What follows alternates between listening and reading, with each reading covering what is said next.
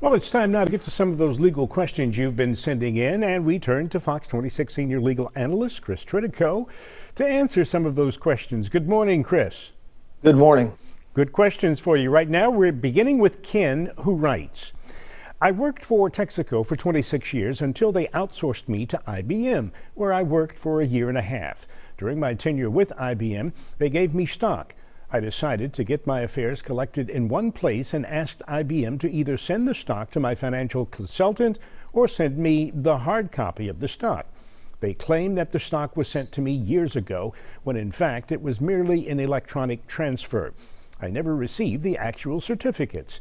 They want me to buy a bond for a lost certificate to accomplish the transfer.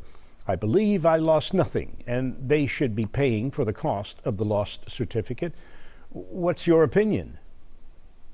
Well, typically in the last 25 years or so, these have all been electronic transfers and nobody actually gets a paper certificate anymore. So you're probably correct about that. I'm concerned that they say they've already made the transfer. And if that's the case, then you should have that electronic transfer somewhere, some proof of that somewhere.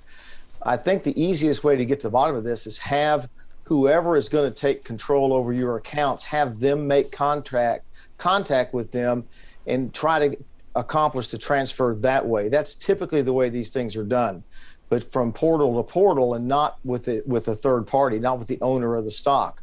It's probably the easiest way to figure this out. But here's the deal. If they did make the electronic transfer before and you don't have the proof of that anymore, then you're going to have to pay for that. Good luck. Our next question comes from Steve, who writes, I have a Citibank MasterCard. Several charges were made that I did not authorize. I reported these and Citibank refused to credit the charges to my account. They claim that because I still had the card in my possession and have not allowed anyone to use it, I am responsible. They decline credits for charges identified as fraudulent when the transactions were processed using the embedded chip in the card, which they claim cannot be duplicated. I obtained receipts from many of the places the charges were made. I filed a police report and sent copies via certified mail. Can I file a lawsuit to get a judgment? You could probably file a lawsuit against them if they won't fix this, but I don't know how much the charges were, so I'm not sure it's worth it. But I think you need to contact the lawyer of your choice to take a look at this and see what you have. It sounds to me like you're correct and they're wrong.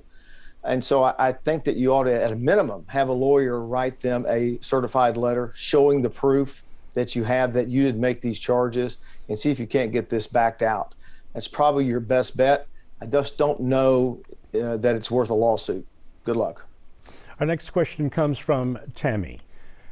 I won a civil judgment against a mechanic. The mechanic said he was never going to pay. So what are the follow-up steps to collect my judgment? This is in Harris County, Precinct 5. So I want you to go back to the court where you got the judgment and request what's called an abstract of judgment. Once they prepare that, take that abstract of judgment to the county clerk's office in downtown Houston and file it. Once it's filed, you'll get a certified copy of that. Then go back to the trial court, Precinct 5, and ask them for a writ of execution.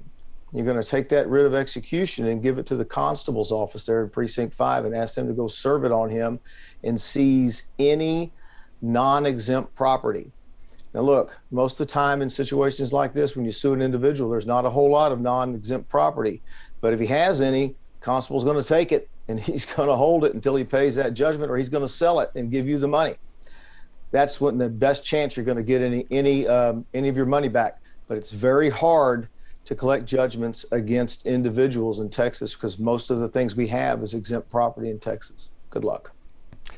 Thank you, Chris, and we look forward to your responses on Thursday coming up. But we want to let our viewers know that if they want to send you their legal questions, they can just go to our website, fox26houston.com.